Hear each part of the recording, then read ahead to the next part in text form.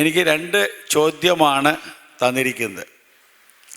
ആദ്യത്തെ ചോദ്യം, സനാതന പഠന ക്ലാസ്സുകൾ ക്ഷേത്രങ്ങൾ അറേഞ്ച് ചെയ്യേണ്ടതല്ലേ എന്നാണ് ചോദിച്ചിരിക്കുന്നത്. ഞാനും സനാതന ധർമ്മ പാഠശാലയിൽ ക്ലാസ് എടുക്കുന്ന, ഞാൻ ആദ്യം പറഞ്ഞല്ലോ, ഒരു അധ്യാപകൻ കൂടിയാണ്. അപ്പം ഞാൻ ഒരുവിധം ക്ഷേത്രങ്ങളൊക്കെ അന്വേഷിച്ചു, എവിടെയൊക്കെ അത് നടക്കുന്നത് എന്നുള്ളത്.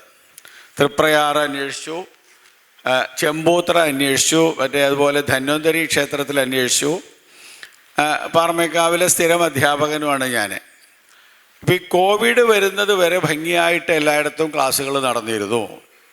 40 മുതൽ 100 വരെയുള്ള വിദ്യാർത്ഥികളുണ്ടായിരുന്നു. അതിലും അധികമുണ്ട്. ചെമ്പൂത്രയാണ് ഏറ്റവും കൂടുതൽ കുട്ടികളെ ഞാൻ കണ്ടത്. ഞാൻ എൻ്റെ അനുഭവമാണ് പറയുന്നത്. തൃപ്രയാർ ചെന്ന് അന്വേഷിച്ചപ്പോൾ അവർ പറഞ്ഞു കോവിഡിന് ശേഷം ക്ലാസ്സേ നടന്നിട്ടില്ല എന്ന്. ഓരോ സ്ഥലത്തും ഇപ്പം നമ്മളും കോവിഡ് സമയത്ത് നിർത്തിയതായിരുന്നു. ഞങ്ങൾ വീണ്ടും ഇപ്പോൾ തുടങ്ങി. ഒരു 6 മാസമായിട്ട് നമുക്കവിടെ 40-50 വിദ്യാർത്ഥികൾ നമുക്ക് പാറമേക്കാവിലുണ്ട്. അപ്പോൾ ഇത് വേണ്ടതല്ലേ എന്ന് ചോദിച്ചാൽ വേണ്ടതാണ്. ഞാൻ ആദ്യം ഉത്തരം പറഞ്ഞത് കാരണം ഇതിന് വലിയ പ്രസക്തിയില്ല. എന്നിരുന്നാലും ഞാൻ പറയുകയാണ്, ഭഗവത്ഗീത പഠിപ്പിക്കുമ്പോൾ നമ്മൾ അത് എന്താണെന്ന് ആദ്യം മനസ്സിലാക്കി കൊടുക്കണം. സനാതനധർമ്മത്തെപ്പറ്റി പറയുമ്പോൾ ഭഗവത്ഗീതയാണ് നമ്മൾ ആദ്യം പഠിപ്പിക്കുന്നതെന്നുണ്ടെങ്കിൽ അതാണ് ഉത്തമമായി നമുക്ക് ആദ്യം പഠിപ്പിക്കേണ്ടതെങ്കിൽ എന്താ നമ്മൾ ചെയ്യേണ്ടത്? വിഷാദം എന്താണെന്ന് ആദ്യം പഠിപ്പിക്കണം. ഇന്ന് ഏറ്റവും കൂടുതൽ കാണുന്ന രോഗങ്ങൾ എന്താ? ഞാനൊരു വൈദ്യൻ കൂടിയായതുകൊണ്ട് പറയുകയാണ്, ഡിപ്രഷനാണ്, വിഷാദമാണ് ആദ്യം കാണുന്നത്.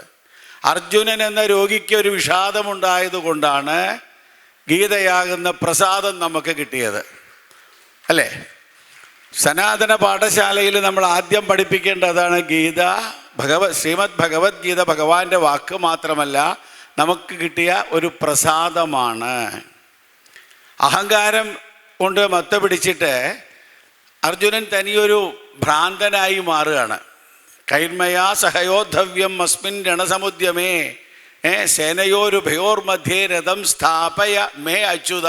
എവിടെയും അഹം എന്ന ഐ ഡിസീസ്, കണ്ണിന് വരുന്ന ഐ എന്ന ആ കണ്ണിന് വരുന്ന ഐ ഡിസീസ് പോലെ തന്നെ അഹങ്കാരം അർജുനന് ബാധിക്കുകയാണ്. എന്നിട്ട് എന്താ ഭഗവാൻ അവിടെ കൊണ്ട് നിർത്തിയപ്പോൾ ശരിക്കൊരു മാനസിക രോഗിയായിട്ട് അർജുനെ നമ്മൾ പഠിപ്പിച്ചാൽ മതി. തം തഥാകൃഭയാവിഷ്ടം അശ്രുപൂർണാകുലേക്ഷണം എന്ന് പറഞ്ഞിട്ട് 2-ാമത്തെ അധ്യായത്തിൽ സാഖ്യയോഗത്തിൽ പറയുന്നുണ്ട്. അശ്രുപൂർണാകുലേക്ഷണം സൈക്കോളജിയിൽ ഇത്രയും ഭംഗിയായിട്ട് പറയാൻ പറ്റില്ല. കാരണം അശ്രുപൂർണം, സമയായ പറഞ്ഞോളോട്ടോ വരുന്നത്, അശ്രുപൂർണം മാനസിക രോഗിയുടെ അവസ്ഥ എന്താ? കണ്ണിൽ മുഴുവൻ വെള്ളം നിറഞ്ഞ് ആകുലേക്ഷണം, ദൃഷ്ടി മറയും. ഫസ്റ്റ് സിസോഫീനിയ തുടങ്ങിയ ആദ്യത്തെ മാനസിക രോഗത്തിലെ അവസ്ഥയാണ്. ഇനിയുണ്ട് ശ്ലോകങ്ങൾ, ബാക്കി മുഴുവൻ പറയാൻ പറ്റില്ല, സമയം 10 മിനിറ്റല്ലേ ഉള്ളൂ. അപ്പോൾ ഒരു മാനസിക രോഗിയെ എങ്ങനെ ശരിയാക്കിയെടുക്കണം, ഇതാണ് ആദ്യം പഠിപ്പിക്കേണ്ടത്. സനാതനധർമ്മത്തിൽ ഭഗവത്ഗീത പഠിച്ചു കഴിഞ്ഞു ഇല്ലേ? എല്ലാം പറഞ്ഞ് ഓരോ യോഗങ്ങൾ എന്നാ പറയാം. ഓരോ യോഗങ്ങളും കഴിഞ്ഞ് പുരുഷോത്തമ യോഗമെത്തി, അതുപോലെ തന്നെ ദൈവാസുര സമ്പദ് യോഗമെത്തി. അപ്പോൾ അവസാനം എന്താ? മറ്റേ വിശ്വരൂപം കാണിച്ചു കൊടുത്തു 11-ാമത്തെ അധ്യായം കഴിഞ്ഞ്. പിന്നെ മോക്ഷസന്യാസ യോഗം കഴിഞ്ഞപ്പോൾ അർജുനൻ എന്താ പറയുന്നേ? എൻ്റെ ബുദ്ധി ശരിയായി, ത്വത്പ്രസാദാൻ മയ അച്യുത. അതുവരെ അഹമായിരുന്നു, ഇപ്പോൾ ത്വത്പ്രസാദാൻ, അല്ലേ? നഷ്ടോമോഹ സ്മൃതിർലബ്ധ, എല്ലാവർക്കും അറിയാം, അതുകൊണ്ട് ഞാൻ പറയുന്നില്ല. നഷ്ടോമോഹ സ്മൃതിർലബ്ധ ത്വസ്പ്രസാദാൻ മയ അച്യുത എന്നാണ് പറയുന്നത്. എനിക്കെല്ലാം കിട്ടിയെന്നാണ് പറയണേ. അപ്പോൾ അങ്ങനെ വേണം നമ്മൾ ഈ സനാതന ധർമ്മത്തിൽ നമ്മൾ നമ്മുടെ പുരാണേതിഹാസങ്ങളെ പഠിപ്പിക്കാൻ. ഇപ്പം ഇങ്ങനെ പറയുമ്പോൾ എന്തായി? എല്ലാവർക്കും തോന്നൂലേ ഒന്ന് ഗീതയൊന്ന് പഠിക്കണമെന്ന്? അതിനാണ് ക്ഷേത്രകർത്താക്കൾ ചെയ്യേണ്ടത്. സനാതനധർമ്മ പാഠശാല നിർബന്ധമായും ഓരോ ക്ഷേത്രത്തിനും കൂടെ വേണം. രാമായണം നേരത്തെ ഞാൻ പറഞ്ഞു, കർക്കിടക മാസത്തിൽ മാത്രം രാമനെ തളച്ചിട്ടു. കർക്കിടകം 31 കഴിഞ്ഞാൽ രാമായണം ആർക്കും വേണ്ട, അടച്ചുപൂട്ടി വെച്ചു, ഇല്ലേ? പക്ഷെ അങ്ങനെയാണോ? രമിപ്പിക്കുന്നവനാണ് രാമൻ, സന്തോഷിപ്പിക്കുന്നവനാണ് രാമൻ എന്നും നമുക്ക് നടക്കണ്ടേ? മറ്റേ സന്തോഷം വേണ്ടേ? അപ്പോൾ എന്നും രാമായണം വായിക്കണം. ഒരു മാസത്തേക്ക് ഇതുപോലെ ഓരോ ഗ്രന്ഥങ്ങളും, ഇതൊരു ഒന്നോ രണ്ടേ പറയാൻ പറ്റുന്നുള്ളൂ. ഇനി രണ്ടാമത്തെ ചോദ്യം പ്രഭാഷകൻ എന്ന നിലയിൽ ഡോക്ടറോടാണ്. എന്താ? ഊരാളനും ക്ഷേത്ര കമ്മിറ്റിക്കാരും ഭക്തജനങ്ങളും ഒറ്റക്കെട്ടായി നടത്തിക്കൊണ്ടുപോകേണ്ടതല്ലേ ക്ഷേത്രം? തീർച്ചയായും വേണം. ഊരാളൻ്റെ സ്ഥാനം എങ്ങനെയാണെന്നുള്ളത് വളരെ ഭംഗിയായിട്ട് ഇദ്ദേഹം പറഞ്ഞു തരികയുണ്ടായി. കമ്മിറ്റിക്കാർ നമ്മളെ ജ്യോതിഷപ്രകാരം എങ്ങനെയാണെന്നുള്ളത്. പക്ഷേ ഊരാളന് ഒരു പ്രത്യേക അധികാരങ്ങളുണ്ട്. ആ അധികാരത്തെ നമ്മൾ ചോദ്യം ചെയ്യാൻ പറ്റില്ല.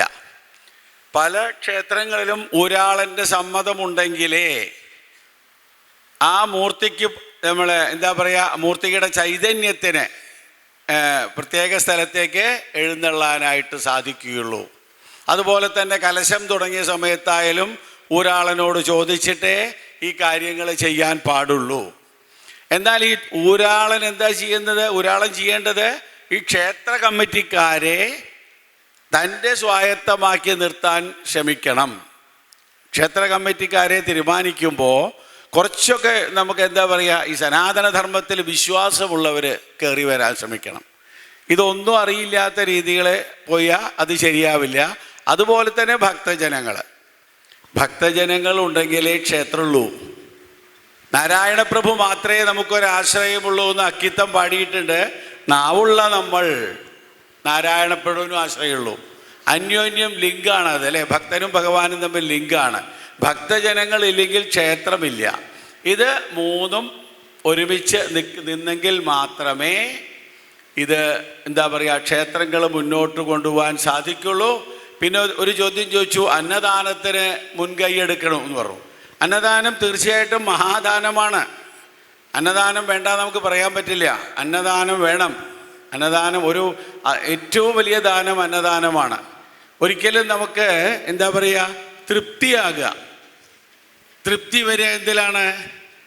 ഭുജിക്കുന്ന അന്നം കൊണ്ടാണ്, അല്ലേ? ഒരു പരിധി കഴിഞ്ഞാൽ നമുക്കൊന്നും കഴിക്കാൻ പറ്റില്ല. എത്ര നല്ല പാൽപ്പായസം കൊണ്ട് കൊടുത്താലും കഴിക്കാൻ പറ്റില്ല. അപ്പോൾ മറ്റങ്ങനെയല്ല, ദ്രവ്യം പണമായാലും മറ്റായാലും തൃപ്തി വരില്ല. എത്ര കിട്ടിയാലും അർത്ഥം എത്ര വളരെയുണ്ടായാലും. പക്ഷെ അന്നദാനം അങ്ങനെയല്ല, തൃപ്തി വരുത്തുന്നു. ഭഗവാന്റെ സന്നിധിയിൽ ഓരോരുത്തരും തൃപ്തിയായി പോകണം. അതാണ് അന്നദാനത്തിൻ്റെ ഉദ്ദേശം എന്ന് പറഞ്ഞുകൊണ്ട് സമയം 10 മിനിറ്റ് ഞാൻ കുറച്ച് കൂടുതലെടുത്തു. അടുത്ത ആൾക്ക് കൊടുക്കണു. നന്ദി, നമസ്കാരം.